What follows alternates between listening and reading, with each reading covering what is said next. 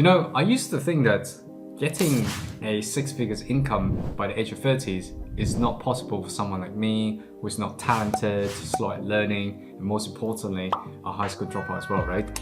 But it turns out to be wrong, because I got that by the age of 30s, and I got it because I've been following 9 routines or habits that I've developed for myself for the past 15 years. And in this video, I'm going to share that 9 habits where I just felt like hopefully someone who is in the same position as me would benefit out of it. And obviously, getting 6 figures by age 30s is no longer something that you can flex upon people. That's probably 25 years ago things.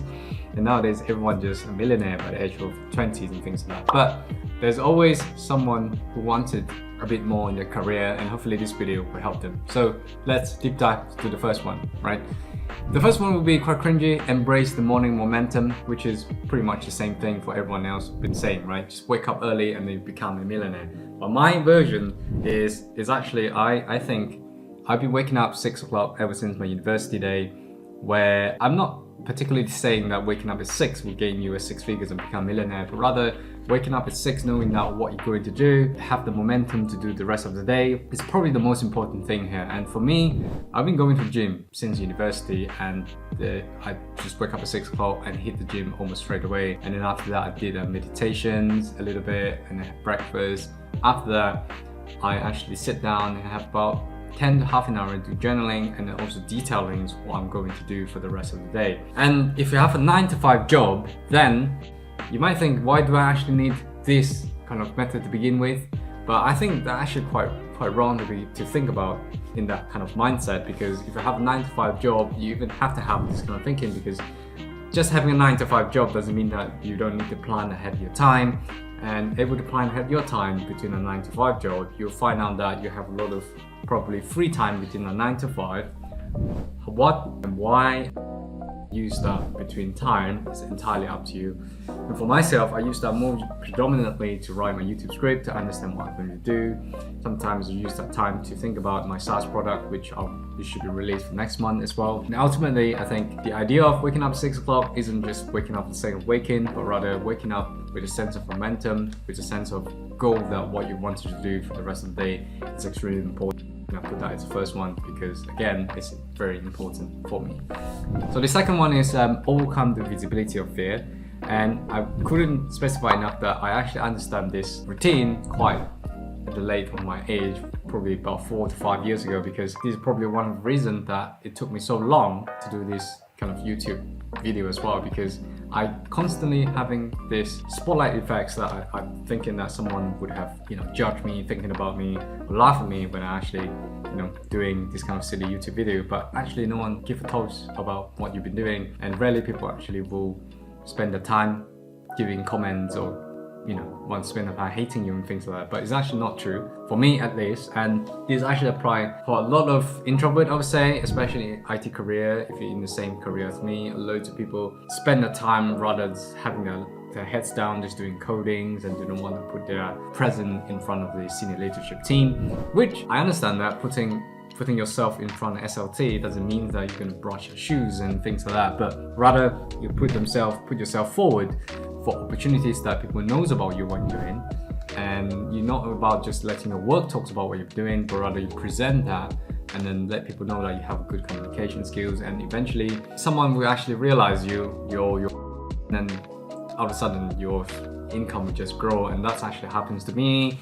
I used to just think that sitting down quietly in the zone, just do my coding work, I'll gain 6 figures easily or 7 figures easily even, but it turns out to be wrong. Once I was able to figure out that kind of mindset, I switched that, and then instantly almost double my income, which I think I'll share that in the next video about my income growth as well. So the next one is innovate your approach. I think you can't stick to one strategy for the rest of your life, right? You have to switch it all the time. This is something I learned from Dota 2, 5-to-5 mobile game that's been playing since a young age, very popular in Southeast Asia. And the funny thing is, I don't actually, for the sake of just using an example, is that you do not just use one hero one skills build and then just one kind of strategies to win the game, right? Whenever you climb the rank, you will start to learn about different heroes, different builds, and different skill hero strategies just to win the battle, win the game of the day. It's the same thing in your career, in everything in your life. I think I also understand it quite late in my life, is that just deadly rushing with same strategies will not get you too far. And I think there is a point in life you would have to switch around, but at the same time it's a kind of, you don't change your strategies too quickly as well. At the same time, you give your time patiently, knowing that okay, probably 2 to 3 years it didn't work, switch that. But in career, sometimes it will come with motivation and passion with motivation as well. When 10-15 years ago, when I wanted to do computing, my parents kind of opposed it because they wanted me to become a doctor, different engineers or lawyers and things like that, because that's kind of a typical career structure for Asian family. But I ended up doing okay, doing computing, and earn myself a really good living in the UK as well. So the next one will be invest in growth. Again, it's something that's pretty important, and I only learned that probably just this year, I think this early of this year, and I started to read a book once a month just to improve my kind of skills or mentality as well, or whatever you can think about it. And this part of videos is not about just asking you to read about random books or just keep reading some technological stuff. Rather, I think you need time to what you want to do next in your life as a goal of kind of things. Why this actually called invest in growth? Because I think even you spend 10 minutes doing a meditation, it still actually helps in general. And I think early on I did not actually realize how this important to my career as well. If even I did it early, I would actually do meditations a lot more earlier, pick up books, non-fiction books. And so far I've been reading 2 books, Ali Abdaal's Feel Good Productivity, and then Stephen Bartlett's Darren the CEO. And throughout within these 2 months, I've learned tremendously. And I've been thinking, how come I didn't actually realize this? This is why investing in growth, I think not everything that have to translate to money, and not everything related to intrinsic value. By the time we understand that how intrinsic value actually helps in pushing forward to gain us a maximum amount of extrinsic value, which is money, then I think this part, investing in growth, is probably one thing that's quite difficult to be understandable by different people. So the next thing is navigate fear of missing out FOMO. And this is pretty self-explanatory, because you scroll phone is not because you're bored, but rather you want to keep update or latest update, the latest drip, the latest happiness that's happening around the world. So you just keep scrolling TikToks, Instagram, Facebook, just knows what's going on. But this is actually, again, probably people have been talking about, this is actually a bad thing, and it's been wasting your time, wasting your energies, your mentality. And by the time you finish scrolling, you feel a lot more tired than before you do the scrolling. And that's pretty bad, because that's #1 killers for your productivities. It's not because you have time to do the scrolling, then you should do the productivity stuff, but rather you spend your mental energies on going through the scrolling over and over again. By the time you want to do something productivity and you do not have the energy anymore, because you spent everything you had on scrolling the phone, which just spending all your mental energies. And at the same time, it's also a good thing if you spend it out on the right thing, because if you have friends that are actually doing businesses or doing a right career out of it, and you would like to follow it because you feel missing out, then I'll think this is a good thing to do, because that will help you, giving you a good motivation to push you forward rather than you just feeling missing out. So again, this is kind of dual wheeled kind of things, because you need to think of what's important to you, and having that, using this formal against the right thing actually beneficial you in the long run as well. In case for me, I felt like I always want to change my peers to get a better career, a better salaries, and in my first 5 years of my career, I actually did that, and it did help, but afterwards it kind of became a drag, kind of a chores, and in the end I kind of moved forward to discover my intrinsic value rather than following the extrinsic, which I can talk about it in the next video. And the next one is, again, actions over perfection, and it's pretty self-explanatory. In the past, I always think about what I wanted to do and keep thinking it doesn't actually help, because it just became ruminations that giving you a lot of bad thoughts that if I do this, I will fail. If I do this, people laugh at me. And there's no beneficial out of it. Just think about it. Rather, think about roughly for maybe for 10 minutes what you wanted to do, and then start actions about it. And that's how I've been doing that again for the past 10 years, I would say, since I joined a career. And it's been helping me tremendously in this, because I think in my career a lot of people trying to empower me forward. They say we need to plan this before we actually do some actions. But if you haven't done this before, then just let's do some actions, especially in the coding world. In coding, you can always reverse back to the previous steps. So there's no harm actually just trying it. And same thing as well, I think in the past I've been thinking about trying a YouTube video and just worrying about people laugh at me, having the spotlight effect, which I just mentioned a minute ago. And most importantly is that I keep thinking that I want to make perfect videos, and probably my editors will laugh at me. Nope.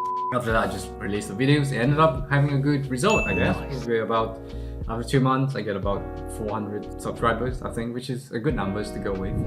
And yeah, so actions over perfections, just do the actions rather than just thinking about it, which is what helps. And the next one is pretty cringy as well, is to pursue a high income skills. And this is not about just asking you to get coding skills, copywriting skills, or video editing skills that will earn you a lot of money, but rather you have to put some motivation into it. How?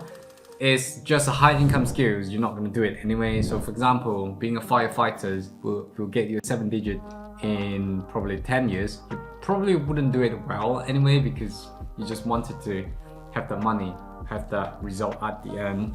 And this is where I think I've made a few videos about intrinsic value and income stream that no one's talked about, which is fairly important, because once you're understanding what's the intrinsic value that push you forward for anything you're doing, then I think it's actually a lot better than having that intrinsic value. This has also been mentioned by Ali Abdul as well, is that intrinsically motivated is a better outcome than your extrinsic value. And I do think that this is an income that you can earn yourself, or skills that you can pursue yourself, which is the first thing, that whenever you're doing something, genuinely interested in something and then move forward, is probably the best idea to do in the long run. Because at the end of the day, if you look at a billionaire right now, I wouldn't say Elon Musk and anyone, but some of the billionaires right now is doing some waste management. Do you think there is a passion, or do you think they choose that because of whatever reason? It's not, right? So yeah, so I think getting high income skills again is pretty important, and it's not just aiming for the income skills, but rather what's your passions, what do you want to do, and comparing yourself to the multimillionaire, billionaire is not going to help. And my ideas around these topics is that always compare with someone who's one step ahead of you. It works better than anything else than comparing yourself to a millionaire, because you're working as an accountant and an accountant is earning probably 30k per annual, and then you want to earn 60k, then find someone who knows that probably at 60k and learn about what they've been doing for their career to get that 60k.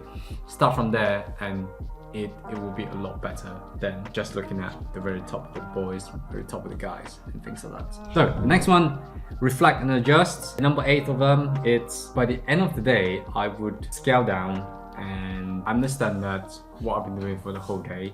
It sounds big for some people, it sounds cringy for a lot of people if you're watching under this minute. If you don't have that reflection of what you've been doing the whole day, it's very highly unlikely that you will forget what you've been doing. By the next day it comes, the second day comes, then you wouldn't have a thought process that what you've been going through. And this is why journaling is such a powerful tooling that I've been using, because journaling allowing you to go back to understand that what is your snapshot by that day, and you can compare to what's happening to this day, and you have a big realization that how much improvement you've been doing so far. And this is probably the top habit that I recommend to each people who wanted to start journey. And yeah, so that's just my reflections. It's nothing special. It doesn't require to go to the pastor and decide to confess yourself that you've been stealing chicken or whatever, but it's just reflection of yourself in journal. You can write down your notions, and then by the time, probably 3 months later, you can review that, and probably you have a good idea that how differences your current self and 3 months ago yourself as well. And the last one is cultivate a network of growth. Is just networking. And it's a bit ironic stuff that ironically what I've been talking about for the past 10 minutes probably that this is something that people wouldn't want to do, and some people wouldn't want to do that socialing stuff or connecting. That is why they couldn't put themselves forward. But networking is important, and I think that it's not just going for a drink, spend your money on ladies and things like that. It's more like networking with the right people, and you will have your own circles that you would like to mix with, and finding that circles and that process is very important in your life. And for me, I wanted to do YouTube videos and I couldn't find the right circles because the people around me doesn't do YouTube, where they just think that YouTube is stupid things, a waste of time. They don't do that. And I spent quite a long time making my first video after knowing some of the people who make videos. And I do have a friend who is 2,000 subscribers called Salmon, which is not Salmon, Salmon, which is also half Malaysian as well. And he kind of encouraged me to do more videos, and now basically makes me, getting into the circles makes me able to do a lot more YouTube videos more consistently than ever. Same thing to my career. I joined a cohort of technical groups that, you know, doesn't show off whatever they know, but rather they're very sincere teaching you how to do coding, and that's how I grew my IT career so far for the past 10 years. So that's the end of it. That's the 9 habits or 9 routine I've been following for the past 15 years. It's not something special. I think a lot of people have been sharing their own ways as well, which is quite similar to this, but my video is more geared toward to those who probably at the end of the 20s, at the early 30s, and want to have a change. And these 9 habits probably will give you some inspiration how you're going to do that. But obviously, you don't force yourself to have these 9 habits straight away, right? You should pick up one of the most important one, trying to keep it up for about 3 months, and then only to incorporate the second one. Me too, is that I started with waking up 6 o'clock. After a year, I picked up another one, and just habit stackings afterward, which is another topic I would like to talk about in the next video about habit stackings. Again, you don't need to follow me religiously if you're watching until this minute. It rather you would be happier just following 20%. It's also one of the videos I've been talking about 20% of David Goggins that I've been following David Goggins, but 20% of it waking up 6 o'clock, going to gym and just run 2 miles every day rather than 12 miles. But having just 20% makes a lot more makes the life difference, right? So you don't actually follow him running 100 miles every day and things like that. Anyway, if you have any thoughts you want to leave, what I want to say, whatever, just leave a comment down below. I'll be happy to reply you. I'll reply every single comment, even though I only get a few of them now. If you think that my video is kind of fit into your criteria, then why not just subscribe to me, like my video, and probably just let me know what kind of topics and titles you would like to know next. So yeah, that's it for my end of the video. I will see you in the next one. Peace.